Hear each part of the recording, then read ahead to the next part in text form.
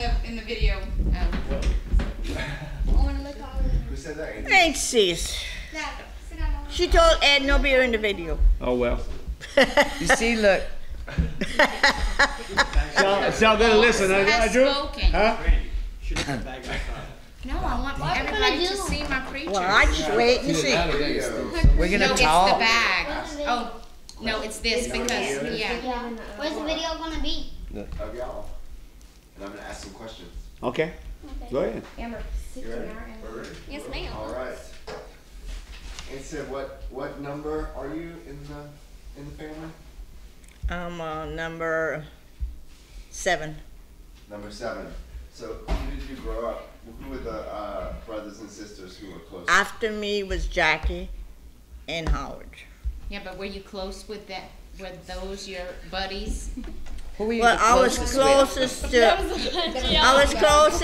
Jackie. Yeah. And what was your earliest memory from childhood? When that's not early, that's kind of late because I don't Earliest. remember. Earliest. I don't. Earliest childhood memory. I mean, was it working in the fields? I Was it remember when one of the catching children- crabs along this lake right here, me and Jackie. And one Friday, because Mom wouldn't eat meat on Friday, so one Friday, Jackie and I were catching crabs, and all of a sudden, Jackie shook his leg like that, and a snake was on his leg biting him. So I ran to the house. I said, Mama, I said, a snake bit Jackie. She said, run in the field and get your daddy. So, but I didn't have no shoes. I ran to the field, get daddy. All my feet at the bottom, I had ran so far, and without no shoes, were blistered. And they brought Jackie to the doctor, and Was okay? he was okay.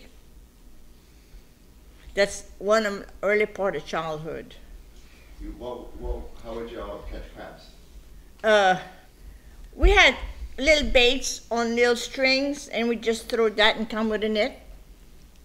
And scoop it up. Scoop What it would up. y'all use for bait? Anything we could get our hands on. And every Friday, we would catch crabs. Howard, Jack, and I. And Y'all wouldn't eat meat on Friday. no, my mom didn't cook meat No. on Friday. That was It the was whole year? seafood, That was the whole year. yeah. Seafood. Yeah. And if we didn't have crabs, Mama would try to get fish. Fish. And if we didn't have fish, we had to eat eggs. Because Mom had chickens and she had a lot of eggs. So, and what I remember a lot was when we lived on Wade Martin's property. My aunt Sophie was living with Mom and Daddy, but she'd work for the Wade Martins, and when she'd get off on weekends, she'd come.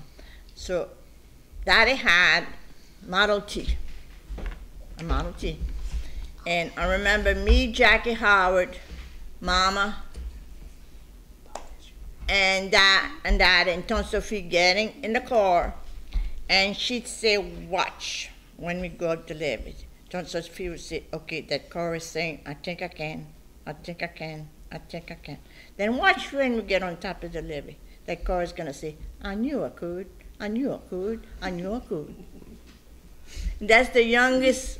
When I remember being young, we'd go to the warehouse every Friday afternoon. It was at 3 o'clock. And then she'd come meet us, and we'd all put in that old Model T. And Daddy used to go to the baseball game. And he would bring me, he loved to see Perry play, but I didn't know Perry, I was young. And he used to bring me. Where was that? New Iberia. He used to go. But Perry is like 7 years older than me. So I was very young when Daddy, he was in his teens, 16, 17 when he started playing baseball. And how did y'all meet? One night we were out dancing, and that's how we met. I didn't know him before. I was too young, and he was older than me. And one night we were out dancing, and that's how we met. Dancing where? Dancing where? At Bino's. Bino's had a bar then. On where my mom and papa's house is, right, what they sold there, that was Bino's bar. And they had a dance every Friday night right there. And that's where y'all met. Uh-huh. What do you remember about the old house over there? I remember us all living in there. I was very young. I remember, the only thing I can really remember about the whole house, we were a happy family. We didn't have nothing, not even enough to eat sometimes, but we all contented, all happy. Christmases, we didn't get nothing, but still, we were a happy family. Did you go to school like some of the others in the boat? Yeah, I sure did. Mama would cross us right here, but I'd cry every day not to go to school. Every day I'd cry. I didn't like to leave Mama. I was spoiled after Mama. And every day I cried. So one day Tante Sophie got mad. She says, oh no. She said, I have enough of that. Boy, she spanked me, she spanked me, she spanked me. Then after that, I went to school. Because Tante Sophie was gonna burn your cheeks up, huh? Uh-huh. Yeah. Y'all see where we get that from, huh? Uh-huh. So, It's not just y'all. Uh-huh. It's not us. Okay? so one day Daddy tells me, okay, Jackie, Howard, and Sylvia, I can't afford to send three of y'all to school. I said, Jackie's going to school. And I said, Howard's going to school. I was in the 11th grade. I said, I'm going to go get my job. So I worked for the Waiter Martins for $11 a week. From Monday morning to Saturday at 12. He would pay us $10, then he would tip us $1. What would you do? Everything. Whatever. Wash as much as, when the kids were clothes, coming, clean wash the as house. much as 40 sheets. We had to get up at 5, and we were the last to go to bed at night. Because we had to see that, well, after they got fed, we had to clean up the table and wash the dishes and clean up the kitchen. Then we'd go upstairs. We were lived-in maids. Yeah, me. And that was at night. In the morning, we had to have the coffee done for 5 o'clock. And we would stay there from Monday morning until Saturday at noon. Sorry. You had to roast the coffee and No, grind it up? no, mm-mm. Just make it. No, Mama would do that, roast the coffee and grind it up. What do you remember eating when you were younger? Couscous, cornbread, hot biscuits. We used to have a trail in between Mama's house and Knockville's house, right there. A trail in the woods that was all wooded right here. And every afternoon, Tante May would make a bucket of biscuits, hot biscuits. And every afternoon we knew that. So we'd go in the pot and go to Tante May and Knockville's, eat all hot biscuits. Every day, a pan. A pan. She would make those biscuits. And I remember. And Uncle Will would teach everybody how to swim. But he could never teach me. I never learned how to swim. You don't know how to swim? No. He tried. I would go right under. Bring me back up, go right under. So, What do you miss about those days? the closeness. Again, we're still close. But Mama was a wonderful person. She'd make up for what Daddy wouldn't do. One day she tells me, I was married, I had Jen and Eddie. I was over there. She says, I need $20. I said, okay, Mom. She said, Jackie needs $20. Jackie was in college. I said, okay, Mom. She says, I tell you what I'll do. I said, what you gonna do, Mom? You and Eddie and Jan, come spend the week with us. you're gonna clean the house while I work the field, and like that it won't cost you nothing for your food. So I said, if that's what you want me to do, Mom, I'll do it. And Daddy wouldn't give her $20. So, and we sure didn't want Jackie to quit school. No.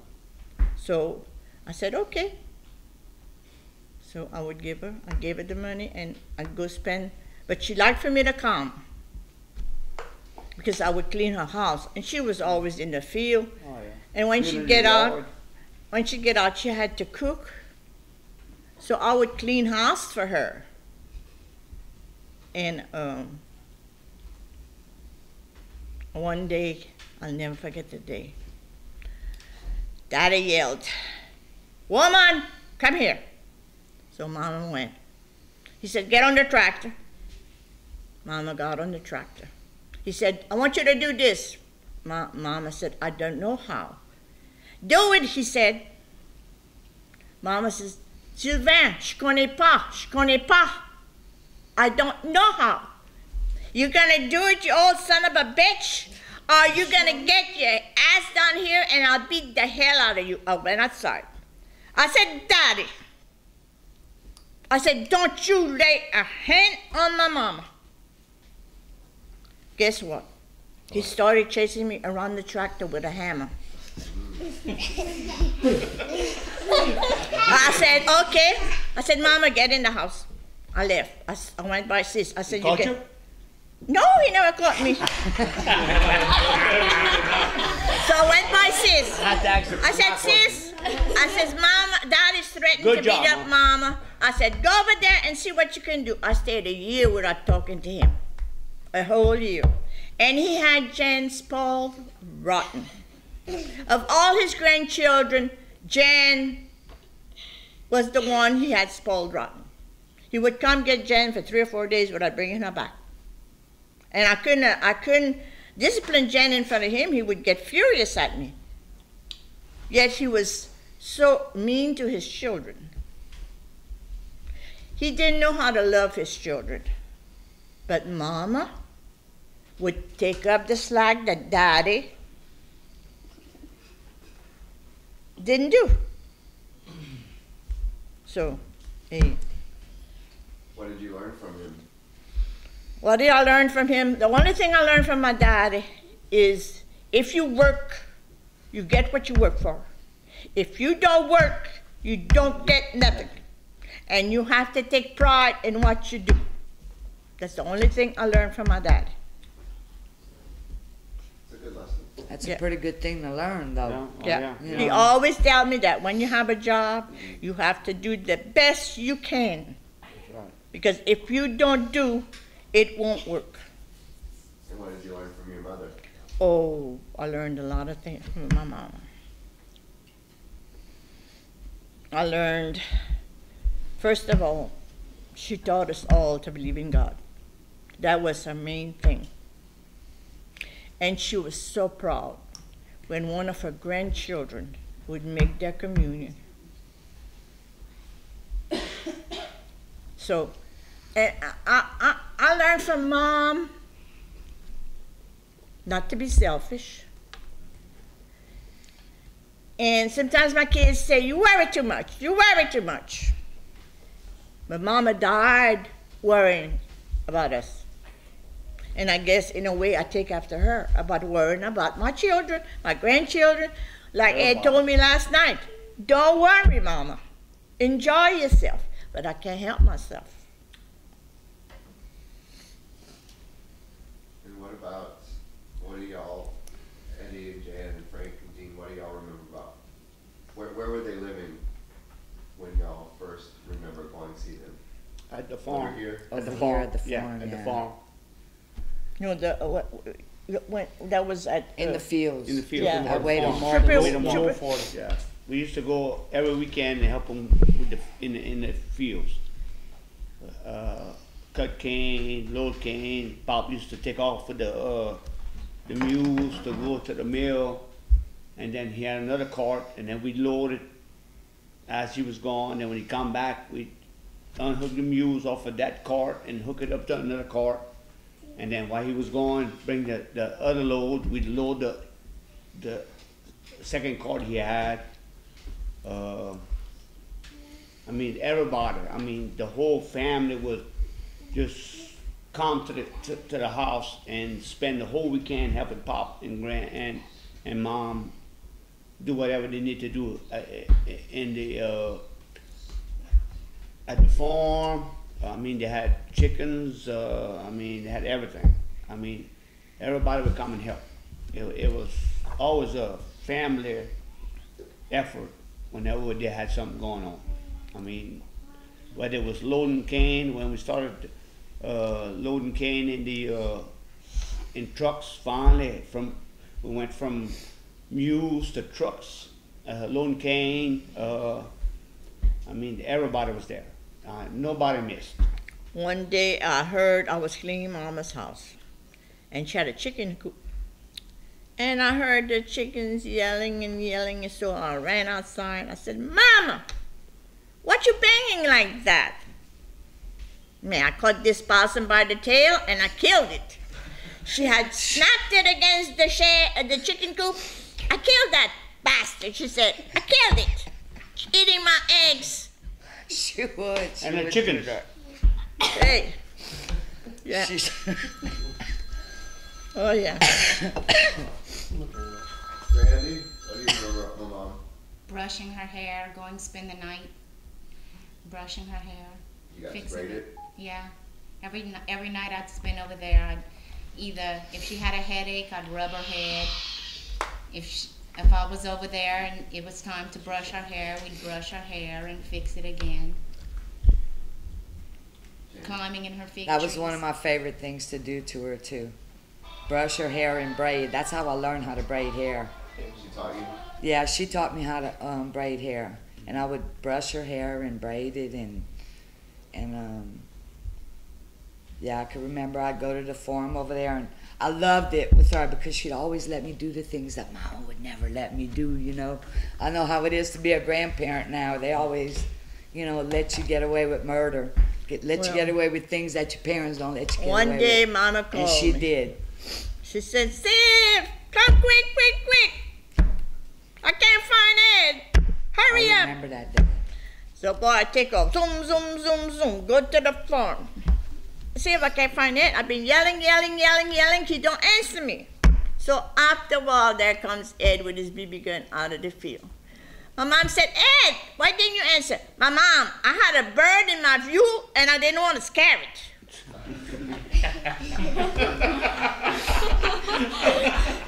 Sounds like a good excuse.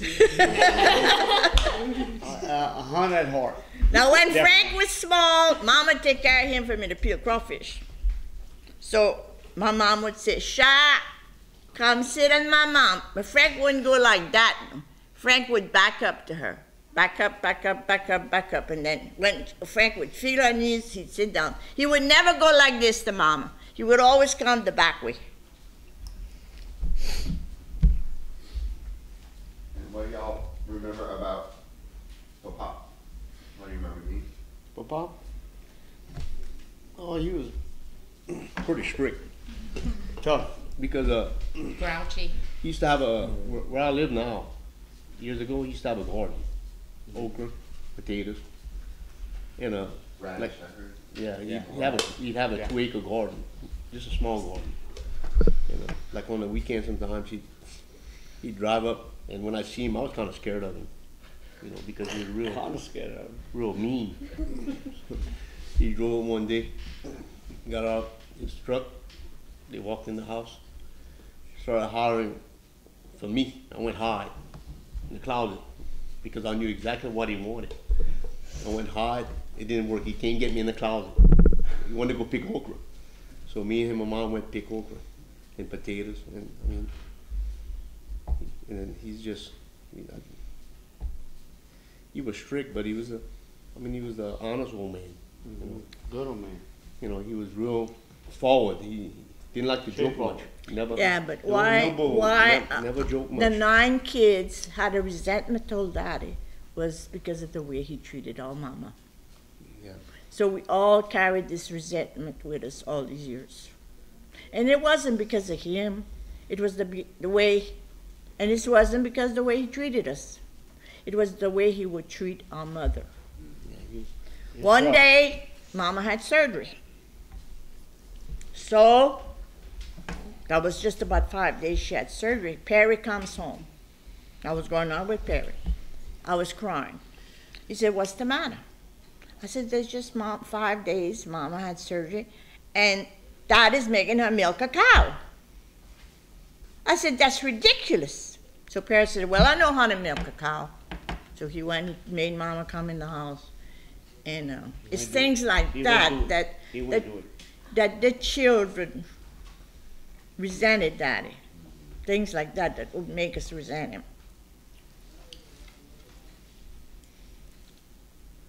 Anybody else?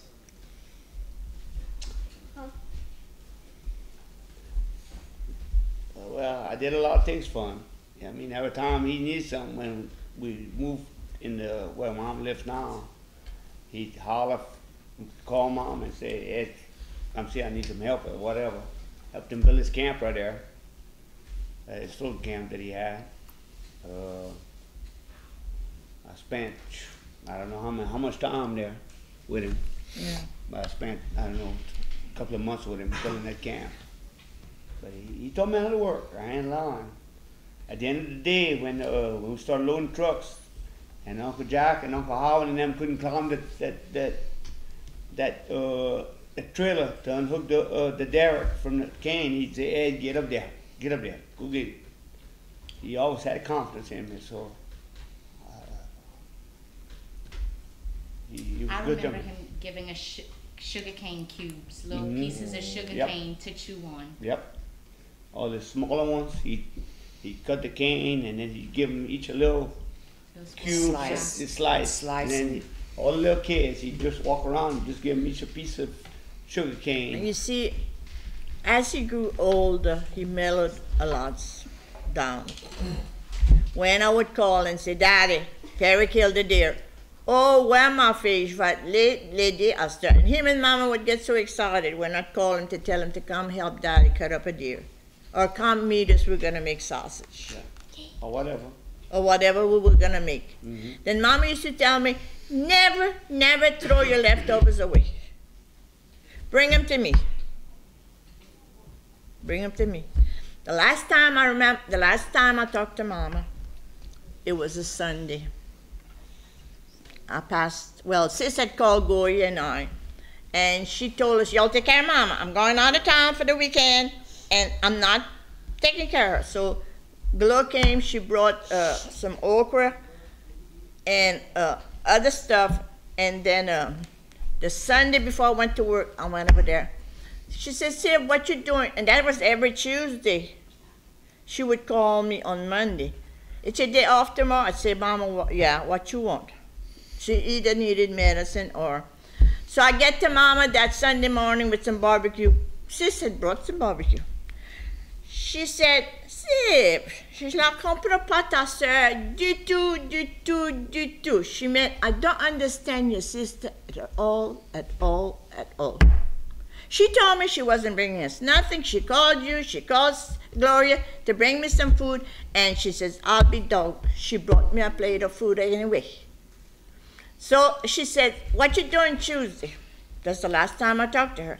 I said, not much why. I always did say that, not much why.